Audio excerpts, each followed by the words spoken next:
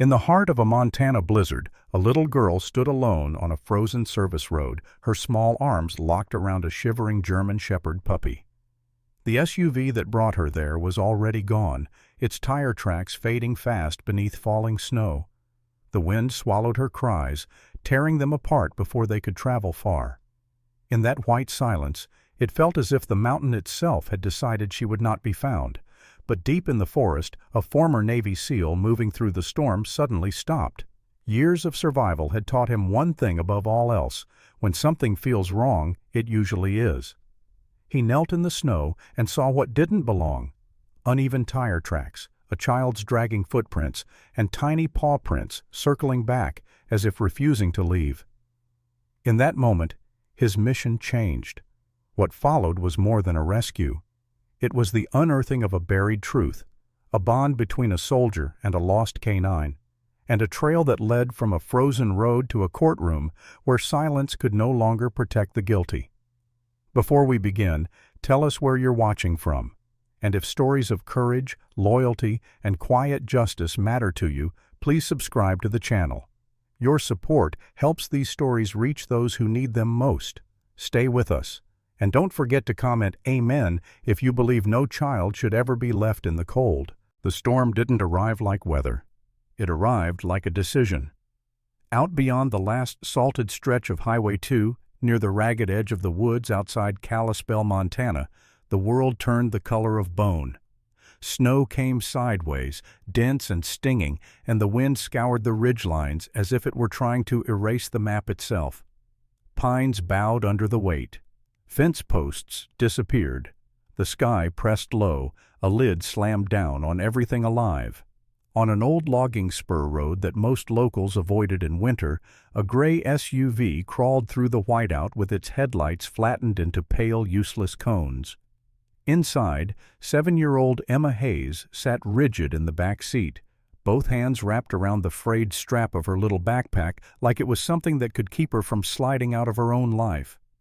She was small for her age, thin wrists, narrow shoulders, and the wool beanie on her head made her look even smaller.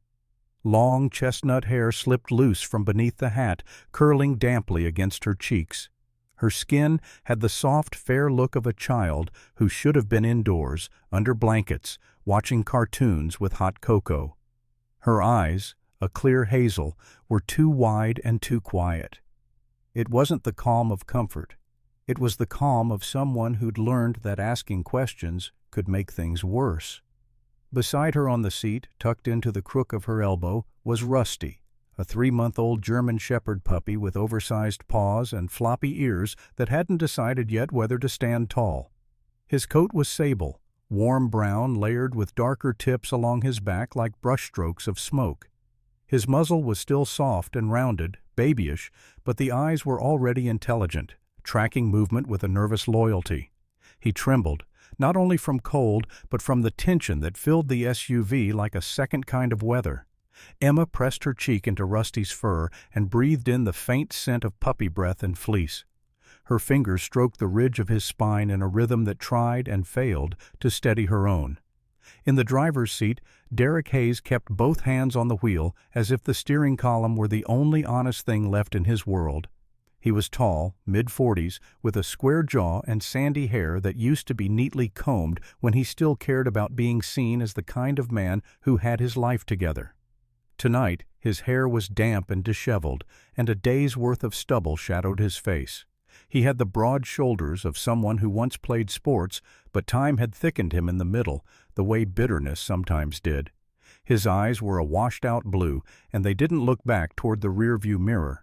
They stayed locked on the road, not with focus, but with stubborn refusal, like if he kept staring forward, he wouldn't have to acknowledge what sat behind him. "Just get out for a minute," Derek said, his voice rough with a tired anger that wasn't aimed at anything specific anymore. "He needs air. You said he gets anxious." Emma swallowed. Her throat felt tight, the way it did when the house got too quiet and her father's footsteps became unpredictable. She nodded once, carefully, because disagreeing was like stepping onto thin ice. The SUV rolled to a stop beside a wall of trees that blurred into the storm. Derek shifted into park. The engine idled, A low, impatient growl. He didn't turn around. He didn't help her with the door. Emma pushed it open, and the cold slammed into her like a hand. Snow spun in her face, instantly wetting her eyelashes. Rusty whined, a small sound swallowed by wind, but he followed as she climbed down, paws slipping in powder. The ground was uneven and unplowed, the kind of road meant for summer trucks and winter mistakes. Emma's boots sank. Her breath came out as thin ghosts. She took 2 steps away from the vehicle, one hand on Rusty's collar, the other shielding her face. "Okay," she whispered, more to herself than to the dog. "Just quick." The SUV's brake lights glowed red through the blowing white. She expected her father to call her back in a moment, to say he'd changed his mind, to complain about the cold, to tell her she was being dramatic. She expected the familiar. People like Emma survived on predicting moods. Instead, she heard the gear shift. Emma turned, confused, and for the first time Derek's face appeared through the driver's window, half lit by the dashboard. His expression wasn't rage, it wasn't even fear, it was a strange, flat determination, like a man who'd argued with himself for too long and finally decided to stop listening. "Dad?" Her voice cracked on the word. The SUV lurched forward. Tires spun, found traction, and then the vehicle was moving, slow at first, as if testing whether she would chase it. Emma did chase, stumbling through snow, Rusty yelping as he tried to keep up. "Dad, wait!" she screamed, but the wind tore the sound apart and threw it into the trees. Derek accelerated. The red taillights shrank, swallowed by the whiteout, and then even the color was gone. Just the relentless, indifferent snow and the screaming pines. Emma stopped running because her lungs burned and her legs sank too deep. She stood there, chest heaving, staring into the blankness where her father had been, as if her eyes could force him back into existence. Rusty bumped against her shins, whining, his entire body trembling, ears pinned back. For a heartbeat, Emma didn't cry. She simply didn't understand. Children could process cruelty only in pieces. Her mind tried to fit this into something that made sense. Maybe he was turning around, maybe he was parking somewhere safer, maybe he'd realized he forgot something and would be back any second. Then a gust hit hard enough to shove her sideways. Reality arrived with the wind. She backed toward the nearest tree, more instinct than thought, and crouched against its trunk. Snow sifted down from the branches onto her hat. Her thin jacket, navy blue, the kind meant for walking from a warm car into a warm building, was useless here. The cold reached for her fingers first, then her toes, creeping like an animal. Rusty pressed into her lap. Emma wrapped both arms around him, trying to make a shelter out of her body. The puppy's heart fluttered fast, a drumline of panic. His fur was already damp from snow. Emma's hands shook so badly she could barely keep hold. "Please," she whispered into the storm, not sure who she was speaking to. "Please." Miles away, though in the whiteout, miles were just a concept. Another figure moved through the same storm with the deliberate pace of a man who had learned to live inside harshness. Ethan Cole cut across a frozen drainage ditch, his boots biting into snow with practiced precision. He was 35, tall and lean, built the way long years of endurance training built men, muscle that served function rather than vanity. His face was rugged, with strong cheekbones and a mouth that rarely softened into an easy smile. A short, dark beard lined his jaw, trimmed close not for style but because anything longer became frost in weather like this. A faint scar curved along his left temple into his hairline, mostly hidden unless the light hit it right. His eyes were a cold gray, the color of storm clouds over water, and they had the steady alertness of someone who measured the world in threats and exits. Ethan wore a weathered olive field jacket with a hood pulled tight, and a tactical pack sat high on his back. It held the basics: a thermal blanket, compact stove, water, high-calorie rations, a small med kit, a handheld radio, and a sidearm sealed in a weatherproof holster. The gear wasn't dramatic, it was quiet insurance. He moved like a man who didn't believe in luck. The mission that brought him out here was simple enough, at least on paper. A small reconnaissance device operated by a private contractor had gone down 2 nights earlier during a test flight, likely caught by wind shear near the foothills. Ethan wasn't officially on the clock anymore, not really. He'd left active service after one too many deployments stacked on top of each other until the stress started living in his bones. But he still did contract recoveries. It gave him a reason to keep his hands busy and his mind occupied, and it let him be alone without anyone calling it loneliness. He checked the receiver in his gloved hand. A faint pulse, a steady electronic heartbeat, blinked on the screen. Close, maybe a mile. Ethan pushed forward, following the signal into thicker trees where the wind changed pitch, dropping from a howl to a constant, unsettling whisper. Snow slapped his hood. Ice formed along his eyelashes. He kept moving, because stopping in weather like this was how people died. Then his boot caught something different beneath the snow. A depression, a pattern. He froze. Years of training didn't make a person fearless. It made them attentive. Ethan lowered into a crouch and brushed powder away with his glove. A tire track. Not old, not buried. Fresh enough that the edges were still sharp. The tread pattern suggested an SUV, and the track wasn't straight. It wavered, as if the vehicle's alignment was off, or the driver was impaired, or both. Ethan's jaw tightened. Beside the tire marks were boot prints, adult, heavy, the kind that belonged to someone in a hurry. But the thing that tightened Ethan's chest was the smaller line of tracks alongside them, tiny impressions, uneven and dragging, like a child struggling to keep balance. And then, paw prints, close together, puppy-sized. Ethan's gaze lifted, scanning the white blur between trees. Civilian traffic this deep into the forest during a blizzard made no sense. A child out here made less than none. He looked back at the receiver. The drone beacon blinked, indifferent. A job, a paycheck, a task that could wait. The tracks couldn't. Ethan turned off the receiver and clipped it to his jacket. He shifted his pack, checked his radio, and started moving along the trail at a faster pace, following the staggered path like it was a bleeding wound through the snow. As he advanced, the child's footprints grew more erratic. One print deep, one shallow. Drag marks. The paw prints stumbled too, circling as if the dog kept returning to the child. Ethan swallowed against a sudden surge of old memory. Another storm, another search, another situation where seconds had been the difference between rescue and regret. He forced the thought down. Focus. Now. A sound came faintly through the wind, small, broken, almost imagined. A whimper. Ethan angled toward it, weaving between lodgepole pines whose branches sagged under snow. The whimper came again, then a tiny, strained cough. Ethan broke into a run, boots punching through drifts, his breath burning cold in his throat. And then he saw them. At the base of a fallen tree, wedged between its trunk and the drift, a little girl was curled into herself like she'd tried to become smaller than the storm could notice. Her hat sat crooked.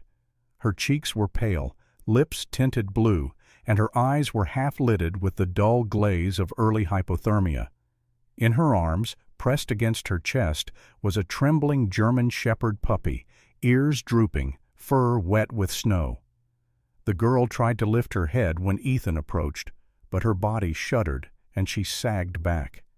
Ethan dropped to his knees immediately, careful, controlled, like he'd done this 1,000 times, but still treated every life like it was singular. "Hey," he said, voice low and steady, the way you spoke to something frightened. "Hey, kiddo, you're not alone. I've got you." The girl's lips moved, but no sound came out. Her fingers tightened around the puppy, as if someone might steal the only warm thing she had left. Ethan pulled off one glove and pressed 2 fingers lightly to her cheek. Cold, dangerously cold. He glanced at her hands, shaking, stiff. He didn't need a thermometer to know she was sliding toward the edge. "I'm Ethan," he told her. "Listen to me, Emma." He stopped himself. He didn't know her name. He corrected gently, without urgency. "Listen, sweetheart. You're going to be okay. Not dying today. Not on my watch." He shrugged his pack forward, dug out a silver thermal blanket, and snapped it open. The thin material caught wind for a second like a sail, then Ethan wrapped it around the girl and the puppy, tucking it close so it trapped whatever heat they had left. He pulled a metal flask from inside his jacket, kept there so it wouldn't freeze, and held it near her mouth. "Small sips," he said. "Just a little. You can do it." Her eyelids fluttered. She obeyed, lips barely parting, swallowing weakly. The puppy gave a thin whine and tried to burrow closer. Ethan shifted, bringing them both into his arms. The girl was light, too light. He felt the brittle fragility of her through layers of wet fabric. He adjusted his grip so her head rested against his shoulder, his body blocking wind. With his free hand he tucked the puppy deeper under the blanket against the girl's ribs. The child's gaze lifted just enough to find Ethan's face. Her eyes were full of that unasked question, the one children carried when adults had failed them. Ethan answered it anyway. "I'm taking you somewhere warm," he said. "There's a cabin not far from here, people who will help. Just hold on to me, okay?" The girl's fingers clutched the front of his jacket, tight, desperate, trusting in a way that made Ethan's chest ache. He stood carefully, weight shifting under the storm, and began walking, each step deliberate.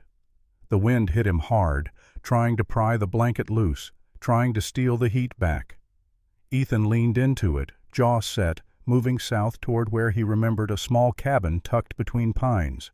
An elderly couple who lived quiet and steady, the kind of people who still believed strangers mattered. Behind them, the storm kept erasing the road, erasing the tracks, erasing the moment Derek Hayes drove away. But in Ethan's arms, the girl's faint breath still rose and fell. The puppy's trembling heart still beat, and that was enough to fight for. He tightened his hold and kept walking into the white. The cabin appeared out of the storm like a memory refusing to stay buried. One moment there was only wind and white, and the next a low shape emerged between the trees. Dark timber walls crouched against the slope, a single window glowing amber through the snowfall. Smoke curled from a stone chimney, thin but steady, the kind of signal that meant someone inside still believed in routine, even when winter tried to erase everything else. Ethan Cole pushed the last stretch uphill with his shoulders squared against the gale, Emma limp but breathing against his chest, Rusty bundled tight beneath the thermal blanket. His legs burned, not from distance, but from the careful restraint of keeping his pace measured. Panic wasted energy. Discipline conserved it. When he reached the porch, the wooden boards groaned under his weight, announcing him before he could knock. The door opened almost immediately. Walter Caldwell filled the frame, tall even with age, bending him slightly forward, his shoulders broad beneath a heavy flannel shirt faded by decades of washing. His beard was white and thick, trimmed close to the jaw as if he'd never trusted anything that could catch on machinery. His face was carved with deep lines, the kind left by long winters and longer silences, and his eyes, steel blue and sharp despite the years, took in the scene in a single glance. He didn't ask questions. Men like Walter learned long ago that when trouble arrived on your porch in a blizzard, you acted first. "Inside," he said, voice low but firm. "Now." Behind him moved June Caldwell, smaller, softer in outline, with silver hair pulled into a loose braid that rested over one shoulder. Her skin was pale and lined delicately, like paper folded many times with care. She wore a wool cardigan over a simple dress, and when she saw the child in Ethan's arms, her hands flew to her mouth before she caught herself. June had the eyes of someone who had spent a lifetime watching for things to break, and the heart of someone who still reached out anyway. "Oh, sweetheart," she whispered, already stepping aside to clear a path. "Come in. You're safe now." Heat washed over Ethan as he crossed the threshold, the smell of pine resin and old wood wrapping around them like a second blanket. A cast-iron stove glowed red in the corner, and the crackle of burning logs sounded impossibly loud after the storm's roar. Walter shut the door hard behind them, throwing the bolt with a practiced motion, sealing the whiteout outside as if it were a living thing. Ethan knelt carefully on a braided rug near the stove and eased Emma down.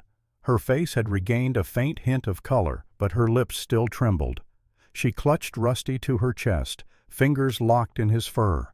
The puppy's ears twitched, and he let out a thin, questioning whine, eyes darting around the unfamiliar warmth. June knelt immediately, her movements gentle but efficient. She brushed damp hair from Emma's forehead, fingers cool and steady. "Can you hear me, honey?" she asked. "You did so well. We're going to warm you up." Emma nodded weakly. Her eyes drifted toward Ethan, searching, and he stayed close, one hand resting on the floor beside her so she could see he wasn't going anywhere. Walter moved to the stove, adding another log with a clang that sent sparks snapping upward. "I'll get blankets," he said, already turning toward a narrow hallway. His voice carried no tremor, but his hands did, just barely, as if memory were tugging at them. Ethan shrugged out of his pack and set it beside him. He checked Emma's pulse again, then her hands and feet. Cold, but improving. He took the flask once more, offered a sip. She drank this time without prompting. That small victory tightened something in his chest. Only then did he turn his attention fully to Rusty. The puppy lay still, exhausted, pressed against Emma's ribs. Ethan's fingers moved with trained care, running lightly along the pup's legs and spine, checking for injuries. No obvious breaks, just cold and fear. As he adjusted the blanket, his hand brushed the puppy's collar. Metal. He stilled. The collar wasn't new. It was worn, the leather cracked and softened by years of use. Ethan slid 2 fingers beneath it and gently lifted the tag into the light from the fire. It swung once, catching the glow, and the letters stamped into it flashed sharp and unmistakable. U.S. Navy K-9, Atlas. For a moment, the cabin tilted. Ethan's breath caught so hard it felt like a physical blow. The room seemed to narrow, the crackle of the fire fading beneath the sudden rush of sound in his head. Wind, rotor blades, shouted commands swallowed by static. Atlas. The name wasn't just memory, it was muscle and instinct, 4-legged loyalty moving at his side through snow and darkness years ago. A German shepherd with a black and tan coat and eyes that never missed a thing. Atlas had been more than a working dog. He had been the constant when everything else rotated out from under Ethan's feet. He had been lost in a blizzard. June noticed the change in Ethan immediately. "What is it?" she asked softly, her gaze following his to the tag. Walter returned with an armful of thick wool blankets, pausing when he saw Ethan's face. "Something wrong with the dog?" Ethan didn't answer right away. His thumb traced the stamped letters as if they might disappear if he didn't keep contact. His voice, when it came, was rougher than he intended. "This tag," he said, "it belonged to my K-9 partner, years ago." The room fell into a careful silence. Walter set the blankets down slowly. He studied Ethan with a new intensity, the kind reserved for men who carried old grief like a second spine. "You sure?" he asked. "I'm sure," Ethan said. He swallowed. "Atlas went missing during a winter operation. Declared lost. I never—" He stopped himself. The words stuck. Some losses didn't like being spoken aloud. June lowered herself onto a nearby chair, one hand pressed flat against her chest. "Then how—" she began, and let the question hang. Ethan shook his head. "I don't know. But this collar didn't end up on a puppy by accident." Emma stirred at the sound of voices rising. Her eyes fluttered open, unfocused but alert enough to sense tension. She tightened her hold on Rusty. "He's mine," she murmured, fear threading through the words. Ethan softened instantly. He turned toward her, keeping the tag hidden in his palm. "I know," he said gently. "No one's taking him away. I promise." June leaned forward, brushing Emma's hand. "What's your name, sweetheart?"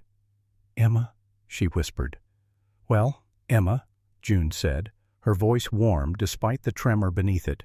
"You and your puppy are guests here tonight. That means your family until morning." Something flickered across Emma's face at that. Surprise, then a cautious, fragile hope. They worked together without ceremony after that. June helped Emma out of her damp jacket and into an oversized sweater that swallowed her small frame, the sleeves rolled twice at the wrists. Walter poured hot water into a kettle and mixed a simple broth, coaxing Emma to sip slowly. Ethan fed Rusty small amounts of water with a syringe from his kit, warming the puppy against his chest until the trembling eased. Outside, the storm howled louder, battering the cabin walls as if angry it had lost its prize. When Emma finally drifted into a light, exhausted sleep on the couch near the stove, Rusty curled against her stomach, breathing steady. Ethan sat back on his heels and stared into the fire. The flames reflected in his eyes, pulling old images to the surface whether he wanted them or not. Atlas standing alert against a white horizon. Atlas barking once, sharply, a warning that had saved Ethan's life. Atlas vanishing into a curtain of snow after a split-second decision that couldn't be undone. Walter sat across from him, elbows on his knees. "We lost a boy," he said quietly, as if continuing a thought they'd already begun. "Car accident, black ice, years back." He didn't look at Ethan when he spoke. "You don't stop hearing the sound of it. You just learn when to let it talk." June reached for Walter's hand, lacing her fingers through his. She looked at Ethan then, eyes clear and unwavering. "If that collar found its way back to you," she said, "it's because something isn't finished." Ethan closed his fist around the tag. The metal was cold, even in the warmth of the cabin. A question pressed at the back of his mind, sharp and insistent. If Atlas had survived long enough for his collar to be passed on, then someone had found him. Someone had made decisions. Paperwork. Records. A trail. And Emma. Ethan's gaze shifted to the sleeping child. The storm outside rattled the shutters, but inside the cabin there was a stillness that felt like the pause before a door opened. Emma hadn't ended up in the woods by chance. And Rusty, wearing Atlas's collar, was no coincidence. Ethan rose quietly and moved toward the window. Beyond the glass, the world was still a white blur, but somewhere out there were answers. He slipped the tag into his jacket pocket and rested his palm over it, as if to anchor himself. Behind him, June whispered, "What will you do?" Ethan didn't turn around. His jaw set, eyes fixed on the storm. "First," he said, "I'm going to find out how that collar left my dog, and then I'm going to find out why that little girl was left to die." The wind slammed against the cabin again, hard enough to make the timbers groan, as if the mountain itself were listening. And somewhere beyond the whiteout, a truth long buried under snow began to shift. Morning arrived quietly, the way it often did after violence. The storm had burned itself out sometime before dawn, leaving the forest wrapped in a brittle, aching stillness. Pale light crept through the cabin windows, turning the snow outside into something almost gentle. Inside, the fire had collapsed into glowing embers, and the air smelled faintly of wood smoke and coffee. Emma woke, curled on the couch, June Caldwell's quilt pulled up to her chin. Rusty lay pressed against her stomach, his small chest rising and falling in sync with hers. For the first time since Ethan had found her in the woods, there was no panic in Emma's breathing, just exhaustion. Ethan sat at the small kitchen table, hands wrapped around a chipped mug Walter had set in front of him. He hadn't slept. The metal tag rested heavy in his jacket pocket, as if it could weigh him down through fabric alone. Across the room, June moved quietly, stirring oatmeal on the stove, careful not to break the fragile calm. Emma padded over in wool socks too big for her feet and climbed onto the chair opposite Ethan. Up close, in daylight, she looked younger than 7. Narrow shoulders, collarbones visible beneath the borrowed sweater, faint shadows under her eyes that didn't belong to childhood. Her hair fell loose around her face, tangled but clean, and her hazel eyes studied Ethan with the cautious curiosity of someone trying to decide if the ground beneath her was solid. "You didn't leave," she said softly. It wasn't a question. Ethan shook his head. "I'm still here." She nodded once, absorbing that, then looked down at Rusty, who wagged his tail weakly at the sound of her voice. "He stayed too." "He's loyal," Ethan said. "Runs in the family, I guess." Emma frowned, confused, but didn't press. She took a spoonful of oatmeal June set in front of her, then another. After a few quiet minutes, she spoke again, her voice steady but careful. "My mom's name was Claire Hayes." Ethan's gaze lifted. He didn't interrupt. "She died 2 years ago," Emma continued. "Car accident. Everyone said it was fast." She paused, brow creasing. "After that, my dad changed. He got quieter at first, then angry, like he was mad at the house." She shrugged slightly, a gesture too old for her age. "He married Brooke last summer." Brooke Lawson. The name landed with a particular weight. "She looks like she belongs on TV," Emma said, not bitterly, just stating a fact. "Tall and skinny, always wearing white or beige, blonde hair that never moves. She smells like flowers, but not the nice kind." Emma hesitated, then added, "She says I make things messy." Ethan imagined Brooke easily, mid-30s, immaculate, skin bronzed just enough to suggest leisure, not labor, the kind of woman who curated her life the way other people curated galleries. He nodded slowly. "When did you get Rusty?" he asked. 2 months ago, Emma said, her mouth softening. "From a place with lots of dogs. The lady there had gray hair and glasses and laughed with her whole body. She said Rusty's dad was special, a hero dog." Ethan's grip tightened around the mug. After breakfast, Walter insisted on clearing a path to town with his truck. The roads were passable now, if still slick. June kissed Emma's forehead and tucked her scarf tighter. "We'll be right here," she said to Ethan, meaning more than just the morning. The drive to Glacier Paw's working dog rescue took less than an hour, winding down from forest roads into flatter land. The facility sat at the edge of a wide clearing, a cluster of low buildings ringed by chain-link fencing. Snow rested on the roofs like a held breath.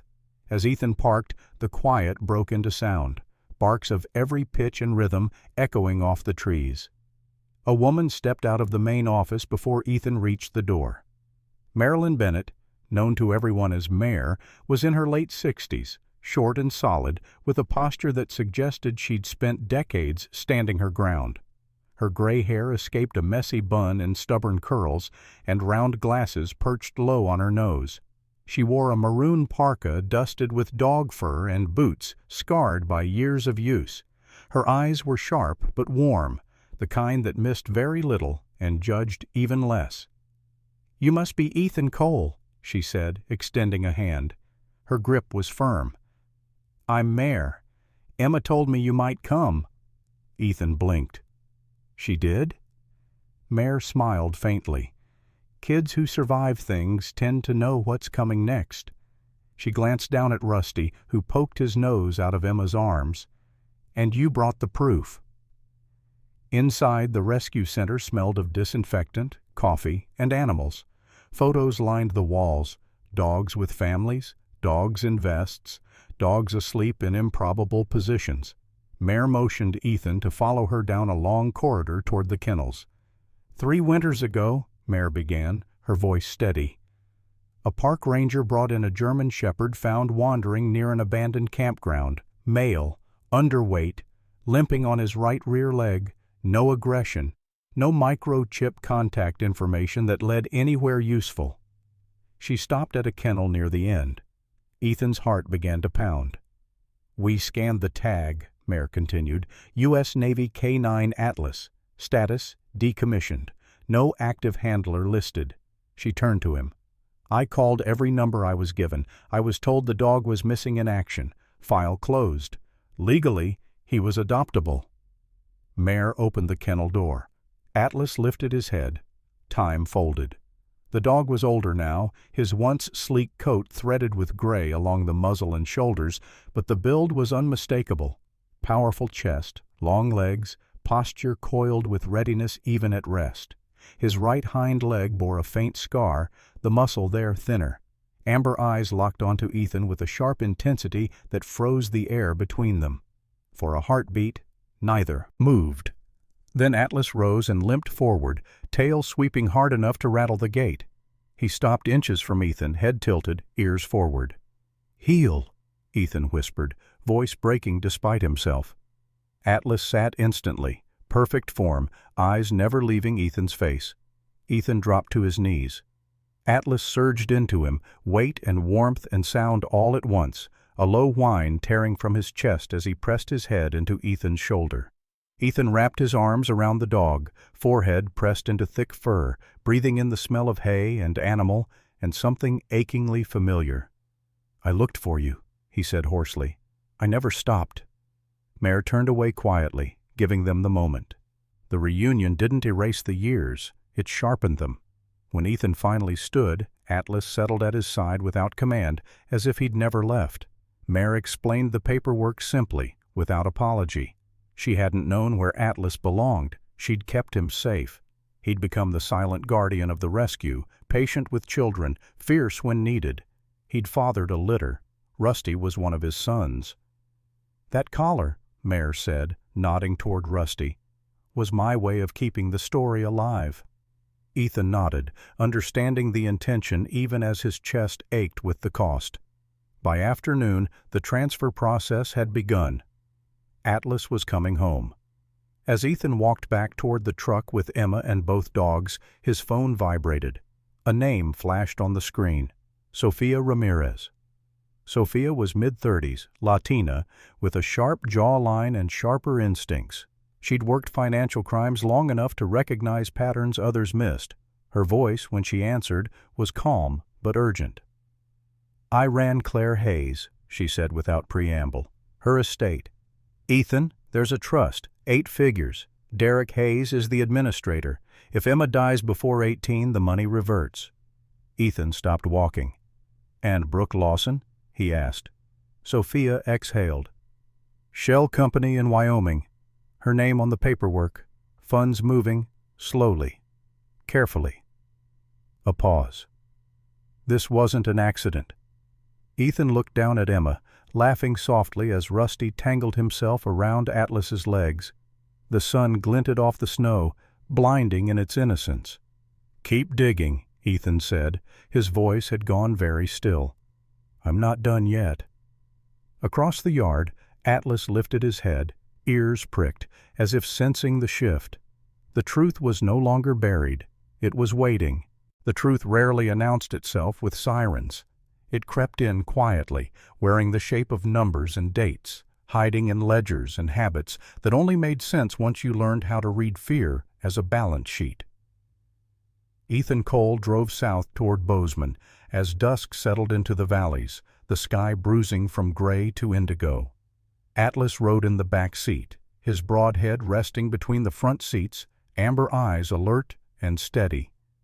Age had slowed his stride, not his attention.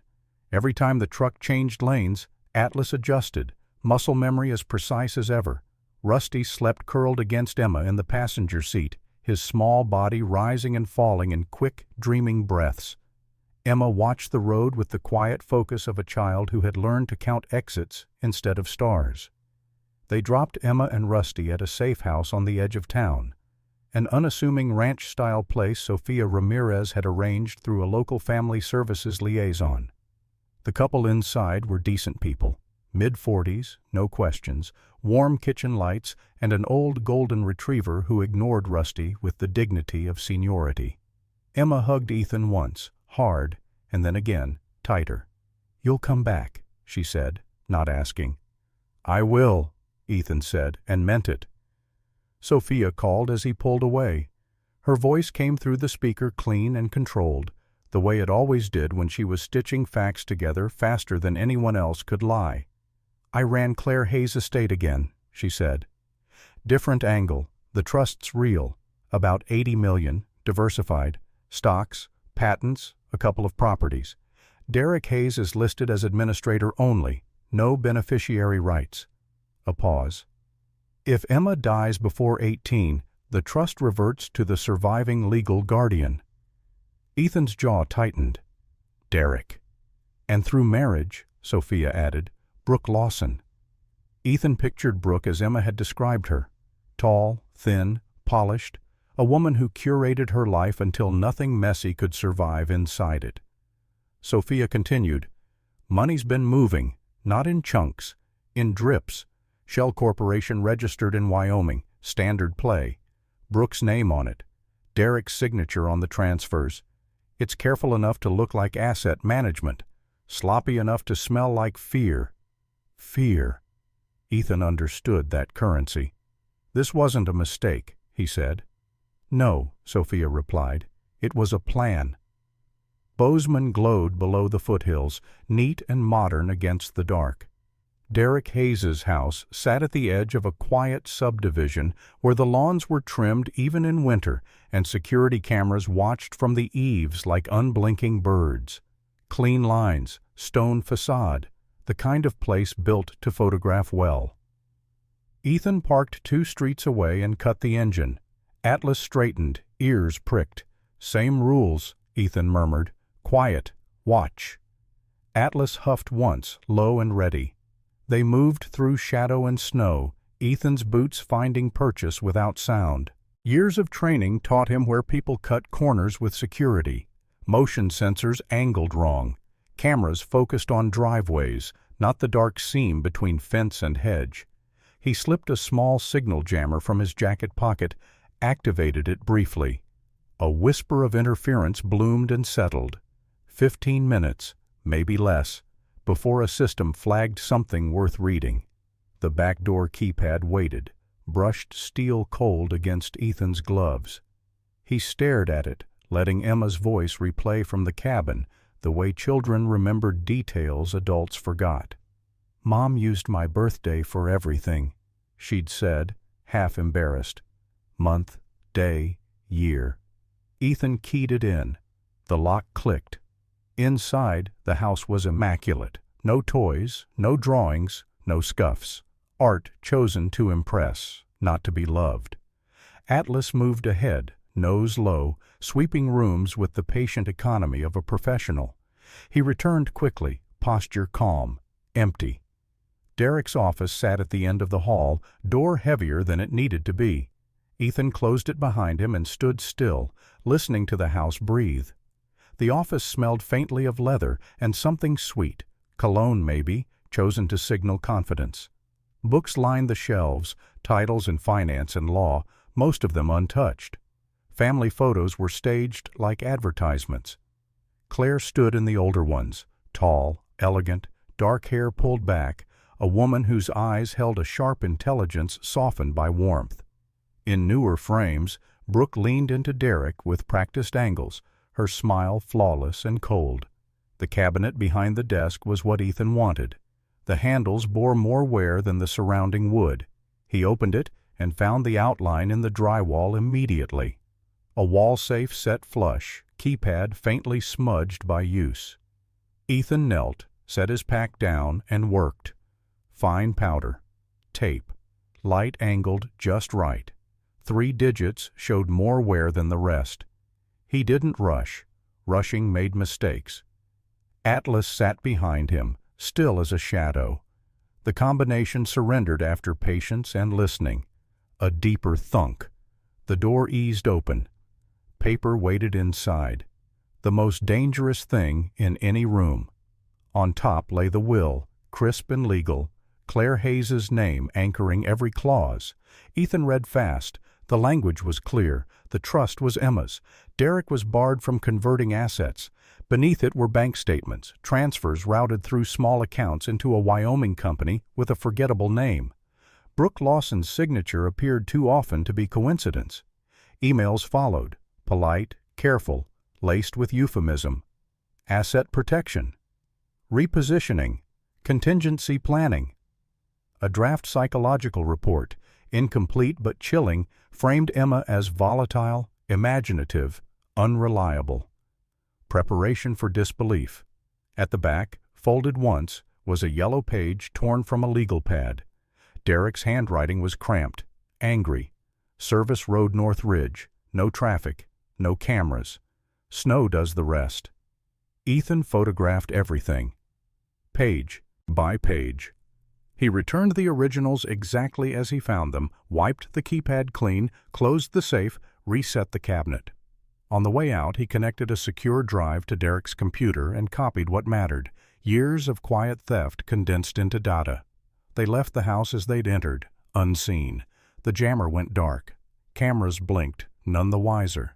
Back at the cabin, Walter and June Caldwell waited with the patience of people who knew what it meant to trust without knowing why. Walter sat at the table, hands folded, his flannel sleeves rolled, forearms mapped with old scars. June poured tea, her movements steady, her eyes never leaving Ethan's face.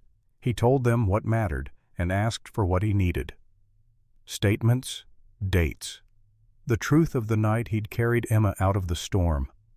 Walter spoke first, voice even. June added details he hadn't noticed. Emma's temperature, the way she clung to Rusty as if letting go would erase her. They signed their names without hesitation. Sophia called while Ethan encrypted the files. "Send it," she said, "all of it." He did. The reply came 15 minutes later, brief and heavy. "This opens multiple counts. Attempted homicide, fraud, conspiracy. Keep Emma hidden. This won't stay quiet." Ethan stood on the porch after the call, the night clean and cold around him. Inside, Emma laughed softly as June showed her how to knead dough. Rusty circled their feet, uncoordinated joy. Atlas lay by the door, sentinel and memory in one, eyes half-lidded, but listening. Ethan's phone vibrated again. Unknown number. He answered. A man's voice, controlled, almost pleasant. "Mr. Cole," it said, "we need to talk about a misunderstanding. I think you're making this bigger than it needs to be." Ethan stared into the dark beyond the porch light, every sense sharpening. Atlas lifted his head. "No," Ethan said quietly. "I'm making it exactly as big as it is." The line went dead. Somewhere down the mountain, engines started. The money trail had been touched, and money, when frightened, never stayed still. The courthouse in Gallatin County carried the quiet weight of old decisions. Its stone steps were worn smooth by decades of boots and shoes, of people arriving hopeful and leaving altered. Winter light spilled across the facade, pale and sharp, reflecting off patches of stubborn frost that clung to the edges of the stairs. Inside, Courtroom 3 waited. Wood-paneled walls, high windows, and the faint scent of varnish and paper that never quite left places where truth was measured aloud. Emma Hayes sat between Walter and June Caldwell on the front bench. She wore a navy sweater June had pressed the night before, her long chestnut hair brushed and tucked neatly behind her ears. She looked small against the heavy oak bench, but her back was straight.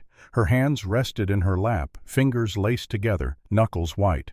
Fear was there, but so was resolve.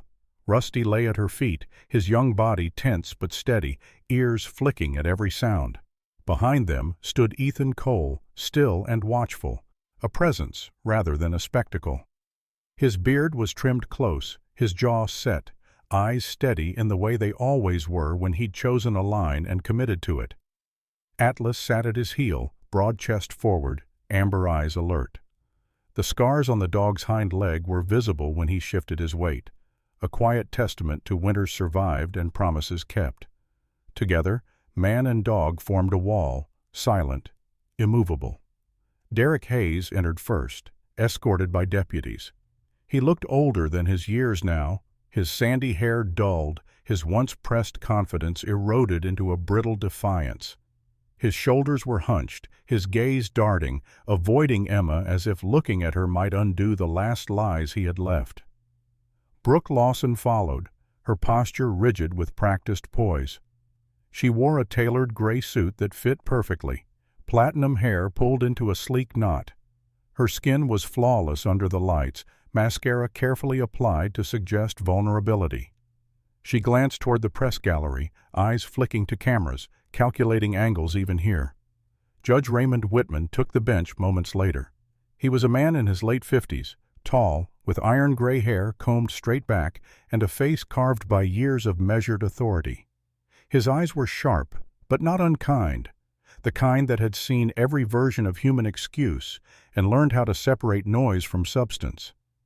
When he spoke, the room settled.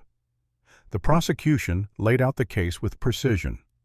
The original will of Claire Hayes, the structure of the trust, bank records showing slow, deliberate transfers into a Wyoming shell corporation under Brooks' control, emails discussing asset repositioning and contingency planning, the draft psychological report meant to cast doubt on a child's voice, the handwritten note, service road, no cameras, snow erases, and finally, the testimony from Walter and June Caldwell about the night a child arrived half-frozen on their porch, clinging to a puppy like a lifeline. When Ethan took the stand, he spoke without flourish. He described finding the tracks, the condition Emma was in, the emergency care he provided. He explained how he obtained the documents, what he copied, and why he turned everything over to federal authorities. He did not editorialize. Facts did the work. Derek's defense leaned on old habits. He claimed stress, grief, a daughter prone to imagination. "She exaggerates," he said, voice tight. "She's always been dramatic." The words landed in the room and died there. Brooke wept softly when it was her turn, dabbing at her eyes with a handkerchief. She spoke of misunderstanding, of trying to hold things together, of being unfairly targeted. The cameras captured her tears. Then Emma was called. She walked to the witness stand without looking back. The oath was administered. Her voice, when she spoke, was quiet, but it carried. "He said Rusty needed air," she told the court. "He stopped the car. He told me to get out. Then he drove away." She paused, swallowing. "I waited. He didn't come back." No embellishment, no drama, just the truth. The courtroom held its breath. Judge Whitman's gaze moved from Emma to Derek, then to Brooke. When the verdicts were read, they felt inevitable. Derek Hayes, guilty on all counts, including attempted homicide of a minor and conspiracy to commit fraud. Brooke Lawson, guilty of conspiracy and financial fraud. Sentences were handed down with clarity and weight. There were no theatrics when the deputies led them away. Brooke glanced once more toward the cameras. Derek did not look at his daughter. Afterward, a man named Daniel Price stepped forward. Emma's appointed counsel, early 40s, dark hair threaded with gray, calm eyes behind rectangular glasses. He moved with the steady confidence of someone who believed the law could still do good if pressed correctly. He presented the petition for guardianship. Judge Whitman looked down at Emma. "Do you understand what this means?" he asked. Emma nodded. "They chose me," she said, glancing at Walter and June.